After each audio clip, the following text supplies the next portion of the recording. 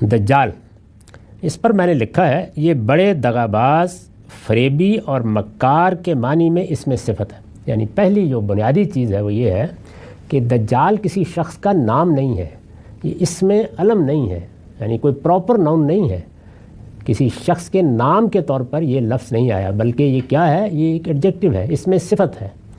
جس طرح سے حور کی بحث میں یہ مسئلہ پیدا ہو گیا کہ جب لفظ حور خود ہماری زبان میں استعمال ہونے لگا تو یہ تاثر بن گیا کہ یہ کوئی الگ مخلوق ہوگی، درحالے کہ وہ بھی ایک صفت ہے، ایک ایڈجیکٹو ہے، یعنی عورتوں کے حسن کو، جمال کو، ان کی خوبیوں کو بیان کرنے کے لیے قرآن نے بہت سے الفاظ استعمال کیے ہیں، ان میں ایک لفظ حور بھی ہے۔ یہاں لفظ دجال ہے، تو الدجال یا دجال اس کا عربی زبان میں مطلب ہوتا ہے بڑا دغاباز، یعنی یہ مبالغے کا صیغہ ہے۔ جس طرح ہم اللہ تعالیٰ کو کہتے ہیں غفار، بالکل اسی طرح سے یہ لفظ بنا ہے دجال، یہ بڑے دغاباز، فریبی اور مکار کے معنی میں اس میں صفت ہے۔ پہلی بنیادی بات یہ سمجھ لیجئے کہ یہ کسی شخص کا نام نہیں ہے بلکہ ایک ایڈجیکٹو ہے، ایک اس میں صفت ہے۔ اس باب کی روایتوں میں اس کا ذکر مختلف ناموں سے ہوا ہے، یعنی اس میں کبھی کوئی چیز ساتھ آ جاتی ہے موصوف کے طور پر، کبھی کوئی چیز، لیکن الدجال باقی رہتا ہے۔ اس کا ذکر مختلف ناموں سے ہوا ہے، جن میں سے ایک، یعنی ایک جگہ یہ پوری ترکیب استعمال ہوئی ہے اور وہ پھر مختلف روایتوں میں آ گئی ہے، وہ کیا ہے؟ جن میں سے ایک المسیح الدجال بھی ہے، وہ پورا نام کیا ہے؟ المسیح الدجال۔ روایتوں میں یہ اسی طرح آیا ہے۔ اس روایت میں جو زیر مطالعہ ہے، یہ دیکھیے یہاں پر بھی الدجال ہی کا لفظ ہے، بہت سی روایتوں میں اسی طرح آتا ہے، لیکن پھر نبی صلی اللہ علیہ وسلم کی نسبت سے جو چیزیں بیان کی گئی ہیں ان میں یہ پوری بات بھی واضح ہو گئی ہے کہ وہ المسیح الدجال ہوگا۔ یہ اسی طرح کی ترکیب ہے جیسے کسی شخص کو النبی الکاذب کہا جائے، یعنی کسی شخص کو آپ کہیں کہ فلاں شخص کیا ہے؟ النبی الکاذب، تو کیا مطلب ہوگا؟ یعنی کاذب کا مطلب ہے جھوٹا، تو النبی الکاذب جھوٹا نبی۔ اسی طریقے سے یہ ہے المسیح الدجال، تو دجال کے کیا معنی ہیں؟ فریبی، دغاباز، تو کیا مطلب ہوا؟ دغاباز اور فریبی مسیح، یعنی یہ ہے پوری ترکیب کا مطلب، المسیح الدجال، دغاباز، فریبی، مسیح۔ لفظ النبی جس طرح اصطلاح بن چکا ہے، یعنی اب جب ہم لفظ نبی بولتے ہیں، کہتے ہیں کہ جھوٹا نبی، تو جھوٹا نبی میں جھوٹے کے لفظ سے میں بھی، آپ بھی سب واقف ہیں کہ اس کا مطلب کیا ہے، نبی سے بھی واقف ہیں کہ وہ ایک اصطلاح ہے، یعنی یہاں اب نبی کے لغوی معنی کی ضرورت نہیں ہوتی دیکھنے کی۔ نبی ایک اصطلاح ہے اللہ تعالیٰ کی طرف سے جن لوگوں کو بھیجا جاتا ہے کہ وہ جا کر قیامت کی خبر دیں، قیامت کی منادی کریں، ان کو نبی کہا جاتا ہے۔ ایک اصطلاح جب اس طریقے سے زبان کا حصہ بن جاتی ہے تو پھر اس کے لغوی معنی کی طرف نہیں جاتے، یعنی النبی الکاذب کا مطلب یہ نہیں ہوگا عربی زبان میں یا اردو میں بھی بولیں کہ کوئی شخص یہ کہے کہ جھوٹا خبر دینے والا، اور مراد ہے اس وقت جو آدمی ٹیلی ویژن پر خبریں پڑھ رہا ہے، یہ نہیں ہو سکتا۔ ایک اصطلاح ہے، نبی کاذب کا مطلب ہوگا جھوٹا نبی۔ اسی طرح سے المسیح الدجال کا مطلب ہے جھوٹا یا فریب دینے والا مسیح۔ تو نبی کا لفظ جس طرح اصطلاح ہے، لفظ المسیح کا معاملہ بھی یہی ہے، یعنی جیسے نبی ایک اصطلاح ہے، وہ اب لغوی مفہوم سے اوپر اٹھ کر ایک اور چیز بن چکا ہے، یہی معاملہ لفظ مسیح کا ہے۔ اسے کسی طرح بھی اس کے لغوی مفہوم میں نہیں لیا جا سکتا، یعنی جیسے نبی کاذب کے الفاظ بولے جائیں تو کوئی آدمی اس کا اگر وہ ترجمہ کرے جو میں نے آپ کو بتایا ہے تو وہ ایک غلط بات کرے گا، جہالت کی بات کرے گا۔ اسی طرح لفظ مسیح کا بھی ایک لغوی مطلب ہے، لیکن یہ اس معنی میں اب نہیں لیا جا سکتا، یہ اصطلاح بن چکا ہے۔ پھر یہ بات بھی ملحوظ رہے کہ وہی بات کہنا مقصود ہوتی تو جو علماء نے بالعموم اس سے سمجھی ہے، تو اس کے لیے موضوع ترکیب الدجال الممسوح کی تھی، یعنی اگر وہی بات کہنی ہوتی تو پہلی چیز تو یہ ہے کہ المسیح کا لفظی استعمال نہ کیا جاتا کیونکہ وہ اصطلاح بن چکا ہے۔ المسیح کے لغوی مفہوم میں جو لفظ عربی میں بولیں گے وہ کیا ہے؟ الممسوح۔ تو الممسوح کا مطلب ہمارے ہاں یہ لے لیا گیا کہ وہ جس کی آنکھ پر ہاتھ پھیر کر اسے ایک آنکھ سے محروم کر دیا گیا ہے۔ اسی طرح اور بہت سے معنی لوگوں نے بیان کیے، اور پھر گویا یہ بتا دیا کہ دجال گویا ایک شخص ہے، اور یہ وہ شخص ہوگا جس کی یہ صفت ہے کہ اس کی ایک آنکھ نہیں ہوگی، یہ معنی کیے۔ یہ بالکل غلط بات ہے، یہ عربی زبان بلکہ دنیا کی کسی زبان کے اصول پر بھی صحیح نہیں ہے۔ الدجال کو صفت کے مقام پر رکھ کر اس سے پہلے لفظ المسیح کا استعمال اس کے لیے کسی طرح موضوع نہیں ہے۔ تو یہ میں نے تنقید کی ہے ان لوگوں کی رائے پر جو اس طرح اس کو سمجھانے کی کوشش کرتے ہیں۔ چنانچہ لفظ المسیح پر الف لام ہمارے نزدیک عہد کا ہے، یعنی المسیح اس پہ الف لام ہے۔ رسول اللہ نے مسیح الدجال نہیں کہا، فرمایا المسیح الدجال، یہ فرمایا ہے۔ تو الف لام عہد کا ہے۔ عہد کا کیا مطلب ہے؟ جیسے میں اگر رسول اللہ صلی اللہ علیہ وسلم کا نام نہ لوں اور یہ کہوں کہ نبی کریم نے فرمایا، تو کسی مسلمان کو اس وقت یہ سمجھنے میں دقت نہیں ہوتی کہ میں کس کا ذکر کر رہا ہوں۔ عربی زبان میں جب کوئی لفظ اس طرح کی صورت اختیار کر لیتا ہے تو اس پہ ایک الف لام لاتے ہیں، اس کو عہد کا الف لام کہا جاتا ہے۔ جیسے انگریزی زبان میں آپ دی کا استعمال کرتے ہیں۔ تو جب یہ کہا جاتا ہے کہ نبی کریم، نبی صلی اللہ علیہ وسلم، تو اب ظاہر ہے کہ نبی تو حضرت موسیٰ بھی ہیں، وہ حضرت مسیح بھی ہیں، ابراہیم بھی ہیں، لیکن ہمارے عرف میں پھر نبی کریم سے یا نبی صلی اللہ علیہ وسلم سے ایک ہی شخصیت مراد ہوتی ہے۔ تو مسیح کا معاملہ بھی بالکل ایسے ہی ہے، یعنی مسیح یہودیوں کے ہاں ہر نبی مسیح تھا۔ ان کے ہاں یہ طریقہ تھا کہ جب کسی کو نبوت ملتی تھی تو پہلے جانے والا نبی، پے در پے نبی آ رہے تھے، کفینا من بعدہ بالرسل کہا ہے نا قرآن نے، ایک کے بعد دوسرا نبی۔ تو جب دوسرا نبی آ جاتا تھا تو پہلا نبی اس کے سر پر تیل کی چند بوندیں ڈال کر مسا کرتا تھا اسے، اس سے یہ لفظ بنا مسیح، یعنی گویا یہ اس کی طرف سے اعلان ہے کہ اس کا تقرر ہو گیا ہے، یہ اب اللہ کا پیغمبر ہے۔ تو سارے نبی مسیح کہلاتے تھے۔ اس میں یہ پیشین گوئی کی گئی کہ ایک وہ آئے گا جو پیدائش سے خدا کا مسیح ہوگا، یعنی اس کو کسی کے تعارف کی ضرورت نہیں ہوگی، وہ اپنا تعارف آپ ہوگا۔ تو حضرت مسیح بن باپ کے پیدا ہوئے اور بچپن میں انہوں نے اپنے پیغمبر ہونے کا اعلان کیا، اس وجہ سے وہ المسیح کہلاتے ہیں۔ تو قرآن مجید میں یہ المسیح کا لقب ان کے لیے استعمال ہوا ہے، جس طریقے سے میں نے عرض کیا کہ اب النبی ہمارے لیے ایک شخصیت ہے جس کو ہم جانتے ہیں۔ تو المسیح کا مطلب ہے حضرت مسیح علیہ السلام، یعنی انہی کا ذکر ہوگا جب بھی ہوگا۔ تو مطلب کیا ہوا؟ المسیح الدجال یعنی وہ مسیح جو فریبی دغا باز ہوگا اور یہ دعویٰ کرے گا کہ میں مسیح ہوں اور اس میں جھوٹ بول رہا ہوگا۔ تو جیسے نبی الکاذب ایک اصطلاح ہے، اسی طرح المسیح الدجال بھی ایک تعبیر بن گئی، یعنی جھوٹا نبی۔ کیا مطلب؟ یعنی وہ شخص جو نبوت کا جھوٹا دعویٰ کرے، اور المسیح الدجال وہ شخص جو مسیح ہونے کا جھوٹا دعویٰ کرے گا۔ یہ لفظ کے معنی ہے جس کو میں نے واضح کیا۔ یہ ابھی کافی مفصل بحث ہے، اس کو اگلی نشست میں کریں گے۔ وآخر دعوانا الحمدللہ۔ دجال کی نشانی کے بارے میں میں اپنا نقطہ نظر واضح کر رہا تھا، اس میں اتنی بات میں نے بتا دی تھی کہ لفظ دجال تنہا نہیں آیا، روایتوں میں المسیح الدجال کے الفاظ آئے ہیں، اور المسیح الدجال کا جو مطلب لوگوں نے عام طور پر سمجھا ہے وہ صحیح نہیں ہے۔ عربیت کی روح سے اس کا صحیح مفہوم یہ ہے کہ وہ شخص جو جھوٹا مسیح ہونے کا دعویٰ کرے گا، یعنی دجال کا مطلب ہے فریب دینے والا، جھوٹ بولنے والا، لوگوں کو دغا میں مبتلا کرنے والا۔ یہ دجال کہتے ہیں، دجل و فریب اردو زبان میں بھی بولتے ہیں، یہ وہی لفظ ہے۔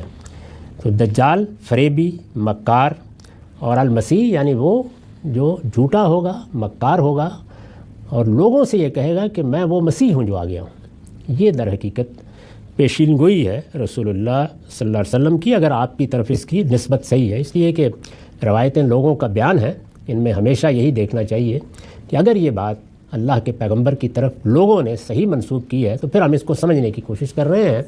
اس کا پورا امکان ہوتا ہے کہ بات ہی صحیح منسوب نہ کی گئی ہو۔ تو ہم یہاں پہنچ گئے تھے کہ چنانچہ لفظ المسیح پر الف لام ہمارے نزدیک عہد کا ہے، اور اس سے مراد وہ مسیح ہے جس کی بعثت کے یہود صدیوں سے منتظر تھے۔ یعنی یہ کیوں ممکن ہو جائے گا کہ کوئی شخص یہ دعویٰ کرے کہ میں مسیح ہوں؟ ظاہر ہے کہ جب بھی کوئی اس طرح کی بات ہوتی ہے تو اس کے پس منظر میں کچھ حقائق ہوتے ہیں، ورنہ کون سنے گا کسی کا دعویٰ؟ اگر اللہ تعالیٰ نے پہلے دن سے پیغمبر بھیجے ہی نہ ہوتے تو پہلی دفعہ کوئی آدمی آ کے کہتا کہ میں پیغمبر ہوں تو کون اس کی بات سنتا؟ ایک پس منظر ہوتا ہے جس میں کوئی بات کہنے کی گنجائش پیدا ہوتی ہے، وہ پس منظر سمجھ لینا چاہیے۔ لفظ مسیح کے بارے میں جو کچھ میں نے عرض کیا اس کا خلاصہ کر دیتا ہوں۔ یعنی کیا چیز تھی؟ بنی اسرائیل کے ہاں یہ روایت تھی کہ جب کوئی نیا پیغمبر آتا تو جانے والا پیغمبر، ان کے ہاں چونکہ یہ معاملہ پے در پے تھا، یعنی ایک پیغمبر دنیا سے اسی وقت رخصت ہوگا جب کہ دوسرا آ جائے گا، تو آنے والے پیغمبر کا مسح کر کے، یعنی سر پر کچھ تیل کے قطرے ڈال کے مسح کر کے گویا اس بات کا اعلان کیا جاتا تھا کہ اب میرے بعد یہ جانشین ہے۔ یہ طریقہ تھا ان کے ہاں، اس سے یہ لفظ مسیح بنا۔ مسیح وہی مسح ہے جیسے ہم بھی بولتے ہیں، تو مسیح بنا، یعنی یہ گویا فعیل بمعنی مفعول ہے، وہ جس کو مسح کیا گیا، اس سے یہ مسیح کی اصطلاح بن گئی۔ سیدنا مسیح علیہ السلام، عیسیٰ علیہ السلام یعنی ابن مریم، وہ اللہ کی طرف سے یہ مسیح ہو کر آئے، یعنی ان کے لیے دنیا میں کسی اعلان کی ضرورت نہیں پڑی، وہ اعلان اللہ کی طرف سے کیا گیا۔ بچپن میں انہوں نے کیا، گہوارے میں کیا، وہ ایک غیر معمولی معاملہ ہوا، اس لیے کہ بنی اسرائیل کے خاتمے کا وقت آ گیا تھا۔ اللہ کی ایک منتخب قوم اب دنیا سے ہمیشہ کے لیے اپنی منصبی حیثیت کے لحاظ سے ختم کی جا رہی تھی، تو اللہ تعالیٰ نے اس طرح سے مسیح بھیجا۔ ان کو اس لیے المسیح کہا جاتا ہے، یعنی وہ صرف مسیح نہیں ہے، مسیح تو سب کے سب تھے، وہ المسیح ہیں۔ یہ گویا دی کے ساتھ ان کو متعارف کرایا گیا۔ اسی وجہ سے ہم عام بولتے ہیں مسیح علیہ السلام، مسیح علیہ السلام، ہر آدمی جانتا ہے کہ اس سے مراد کیا ہوتی ہے، سیدنا عیسیٰ علیہ السلام۔ اس کا نتیجہ کیا ہوا؟ نتیجہ یہ کہ پوری بات واضح ہو گئی کہ کوئی شخص آئے گا اور وہ یہ کہے گا کہ میں وہی مسیح ہوں جس کو آنا تھا۔ سوال یہ ہے کہ مسیح تو آ چکے، تو اس لیے یہ ممکن ہوگا کہ یہود نے ان کو نہیں مانا، یعنی وہ آج بھی انتظار کر رہے ہیں۔ ان کے ہاں پیشین گوئی موجود تھی سیدنا مسیح کے آنے کی، وہ پیشین گوئی جگہ جگہ بیان ہوئی ہے، وہ انتظار کر رہے تھے، اور ان کا تصور یہ بن گیا تھا کہ جس کو المسیح کہا گیا ہے وہ جب آئے گا اللہ تعالیٰ کی طرف سے، جب اس کی بعثت ہوگی، تو اس وقت ہم جس ادبار میں پڑے ہوئے ہیں، جس زوال میں جیسے مسلمانوں کا حال ہے، تو وہ آ کے ہمیں اس سے نکالے گا اور داؤد کی سلطنت بحال کرے گا۔ یعنی یہ چیز ان کے ہاں ایک عقیدہ بن گئی تھی۔ اب بھی ایسے ہی اس وقت بھی وہ یہی انتظار کر رہے ہیں کہ جیسے ہی مسیح علیہ السلام آئیں گے تو ان کی بعثت کے بعد ان کی وہ پرانی سلطنت، ان کے خوابوں کی سلطنت بحال ہو جائے گی۔ دنیا میں ان کا ایک لحاظ سے اقتدار قائم ہوگا، اور اس اقتدار کے حدود اربع کیا ہوں گے وہ ان کے ہاں طے ہیں۔ اس کو وہ داؤد کی سلطنت کہتے ہیں، یعنی ان کی تاریخی روایات کے مطابق سیدنا داؤد کے زمانے میں جو پورا علاقہ بنی اسرائیل کی سلطنت تھا، اور یہ ذہن میں رہے کہ اس میں جزیرہ نما عرب بھی شامل تھا، اس میں یہ عراق شام کے بعض علاقے بھی شامل تھے، یہ ساری سلطنت وہ کہتے ہیں کہ بحال ہو جائے گی۔ اس مسیح کا اس وقت یہود انتظار کر رہے ہیں، جیسے ہمارے ہاں بھی لوگ حضرت مسیح کا انتظار کر رہے ہیں، تو وہ اس طریقے سے ان کا انتظار کر رہے ہیں۔ مسیحی یعنی جو نصارہ ہیں، عیسائی ہیں، وہ بھی انتظار کر رہے ہیں۔ وہ اس لیے انتظار کر رہے ہیں کہ ان کے نزدیک وہ صلیب سے اتار لیے گئے اور 3 دن کے بعد زندہ ہو گئے، تو اب وہ کہتے ہیں کہ وہ پھر آئیں گے۔ تو اس طرح تینوں کے تینوں گروہ انتظار کر رہے ہیں۔ ہمارے ہاں روایتوں کی بنیاد پر انتظار ہو رہا ہے وہ دوبارہ آئیں گے، اور دمشق کے مسجد کے منار پر ایک دن اچانک نمودار ہو جائیں گے، فرشتوں کے جلوں میں اتریں گے، اور ان کو یہ پیشکش کی جائے گی کہ نماز پڑھائیے، لیکن وہ کہیں گے کہ نہیں، تمہارا امام ہی نماز پڑھائے۔ تو ہم اس طرح انتظار کر رہے ہیں، ہمارے ہاں کے مسلمان۔ یہود اس طرح انتظار کر رہے ہیں کہ وہ آیا ہی نہیں، ابھی ان کو آنا ہے۔ تو ایک لحاظ سے دیکھیں تو پورا مذہب، یعنی مذہب تو انبیاء کا یہی ہے نا، اسلام، جس کا ایک فرقہ مسیحی ہے، ایک فرقہ یہود ہے، اور ایک ہم ہیں جو مسلمان کہتے ہیں اپنے آپ کو۔ تو سب کے سب انتظار کر رہے ہیں۔ یہ پس منظر ہے جس میں اگر کوئی آنے والا آ کے واقعی دعویٰ کر ڈالے کہ میں وہی ہوں جو آ گیا ہوں، تو ایک مسئلہ تو پیدا ہوتا ہے نا، دعوے کے لیے گنجائش بن گئی۔ یہ ہے پس منظر۔ چنانچہ المسیح پر الف لام ہمارے نزدیک عہد کا ہے، اور اس سے مراد وہ مسیح ہے جس کی بعثت کے یہود صدیوں سے منتظر تھے۔ اس انتظار کی وجہ ان کے نبیوں کی یہ پیشین گوئی تھی کہ ان کے پروردگار کی طرف سے ایک مسیح آنے والا ہے۔ ان کے ہاں پیشین گوئی اس صورت میں ہے، ایک مسیح آنے والا ہے جو اس ذلت سے انہیں نجات دلائے گا جس میں وہ صدیوں سے مبتلا ہے۔ ان کے لیے بھی یہ ایک بڑی پیشین گوئی ہے۔ عیسیٰ علیہ السلام کی بعثت اسی پیشین گوئی کے مطابق ہوئی، یعنی پیشین گوئی درست تھی۔ حضرت مسیح آ گئے، جب حضرت مسیح آئے اور اس کے حقیقی مصداق کی حیثیت سے ہوئی، مگر وہ انہیں اس وقت انہیں ماننے کے لیے تیار نہیں ہوئے، اس وقت انہوں نے انکار کر دیا۔ لہٰذا اب بھی ہمہ وقت چشم برا ہیں کہ ان کے اس مسیح موعود کی بعثت کسی وقت لازمن ہوگی۔ وہ آنکھیں لگائے ہوئے انتظار کر رہے ہیں۔ یہ اطمینان رکھیے کہ انتظار کرنا ایک بالکل الگ ہوتی ہے، آنے کے بعد کوئی نہیں مانتا۔ تو انتظار سب کر رہے ہیں، مسلمان بھی کر رہے ہیں، یہود بھی کر رہے ہیں، مسیح بھی کر رہے ہیں۔ اس پس منظر میں یہ شخص آ کے دعویٰ کرے گا۔ اس پر ہمارے عہد کے ایک بڑے عالم مولانا سید اللہ صاحب مودودی نے اپنی تفسیر تفہیم القرآن میں ایک بہت عمدہ نوٹ لکھا ہے۔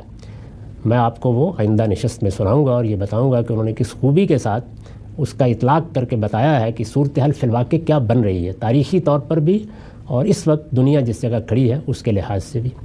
ہمارا وقت ختم ہو گیا۔ اقول قولی ھذا واستغفر اللہ لی ولکم سائر المسلمین۔ دجال کے بارے میں بحث جاری تھی، تو میں نے عرض کیا کہ اس میں ایک بڑی غلطی یہ ہے کہ لوگ یہ خیال کرتے ہیں کہ دجال نام کی کوئی الگ سے شخصیت ہے۔ اصلاً یہ بیان کیا گیا ہے کہ وہ المسیح الدجال ہوگا، یعنی یہود میں سے اٹھے گا اور یہ دعویٰ کرے گا کہ میں وہی مسیح ہوں جس کا تم انتظار کر رہے تھے۔ اسی کو مسیح موعود کہا جاتا ہے، وہ مسیح جس کا وعدہ کیا گیا تھا۔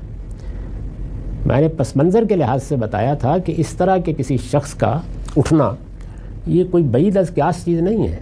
جب قوموں میں پہلے سے ایک روایت موجود ہو تو جس طرح اگر وہ کوئی پیشین گوئی ہے اس کے تحت کوئی پیغمبر آ سکتا ہے جیسے کہ آتے رہے، اسی طریقے سے جھوٹے دعوے کرنے والے بھی اسی پس منظر میں اٹھ کھڑے ہوتے ہیں۔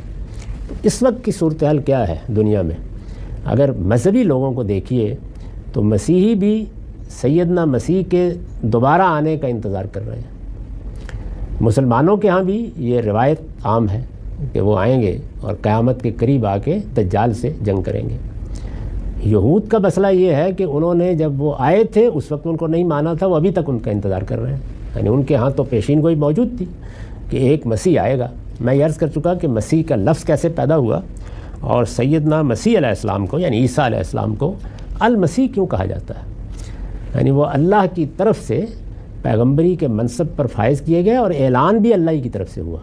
اس سے پہلے جانے والا پیغمبر آنے والے کو مسح کر کے اس کی پیغمبری کا اعلان کرتا تھا۔ یہ بنی اسرائیل کی روایت تھی، ان کا اعلان اللہ تعالیٰ کی طرف سے ہوا، انہوں نے گہوارے میں یہ اعلان کیا۔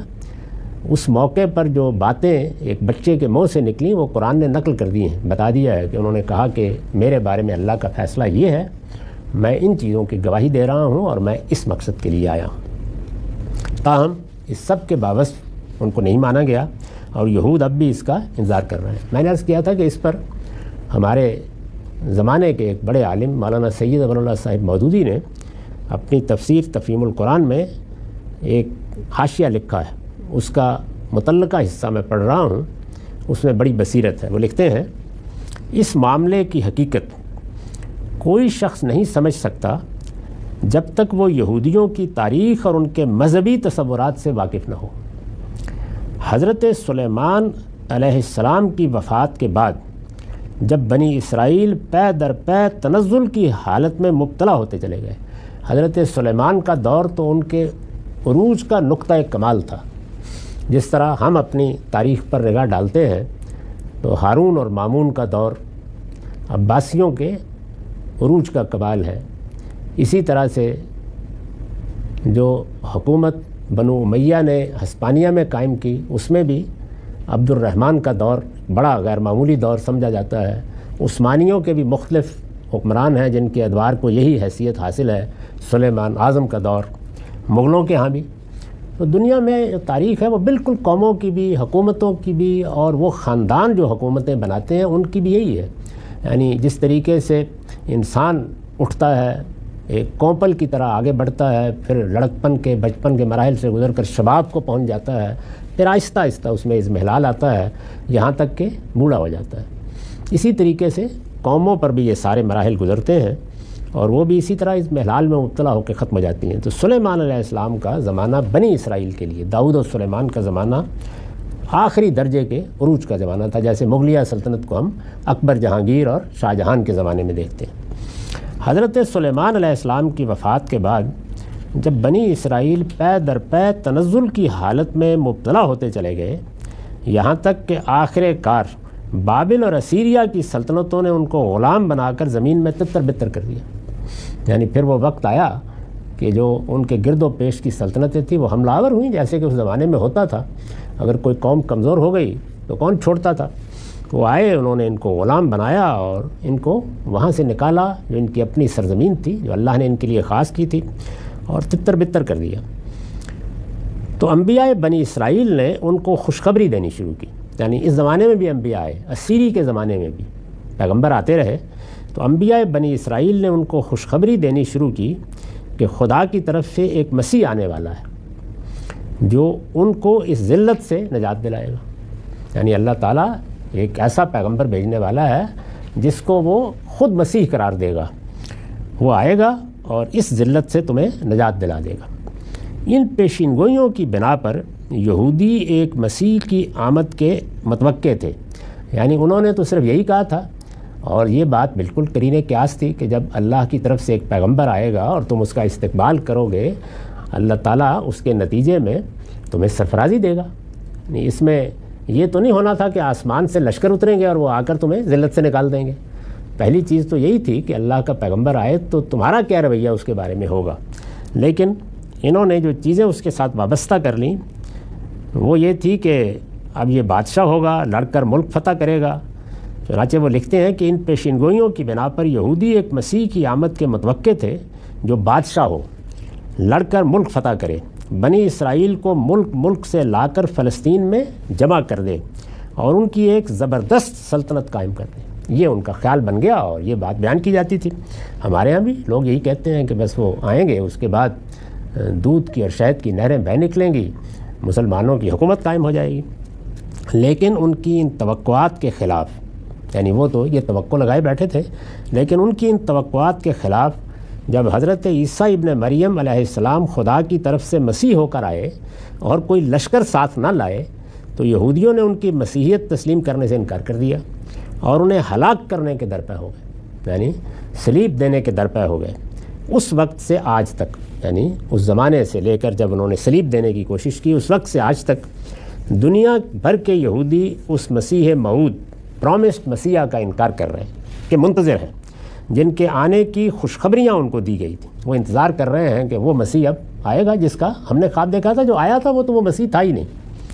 ان کا لٹریچر اس آنے والے دور کے سہانے خوابوں سے بھرا پڑا ہے۔ اگر آپ یہودیوں کا لٹریچر پڑھیں، تلمود اور ربیوں کے ادبیات میں اس کا جو نقشہ کھینچا گیا ہے، اس کی خیالی لذت کے سہارے صدیوں سے یہودی جی رہے ہیں اور یہ امید لیے بیٹھے ہیں کہ یہ مسیح موعود ایک زبردست جنگی اور سیاسی لیڈر ہوگا جو دریائے نیل سے دریائے فرات تک کا علاقہ، جسے یہودی اپنی میراث کا ملک سمجھتے ہیں، انہیں واپس دلائے گا اور دنیا کے گوشے گوشے سے یہودیوں کو لا کر اس ملک میں پھر سے جمع کر دے گا۔ یہ ان کی امید ہے، اس کے وہ منتظر ہیں۔ نبی صلی اللہ علیہ وسلم نے یہ اسی کے بارے میں فرمایا ہے کہ کوئی دجال، یعنی فریب کار، دجال کا مطلب ہے کوئی مکار، دغاباز، یہود کے اندر سے ان کا مسیح موعود بن کر اٹھے گا اور لوگوں کے لیے ایک عظیم فتنہ برپا کر دے گا۔ ان کے اندر پیدا ہوگا اور یہ کہے گا کہ میں وہی مسیح ہوں، آ گیا ہوں، اور یہ ظاہر ہے اسی صورت میں ہوگا جب کہ وہ کوئی بڑا فاتح بن کے اٹھے۔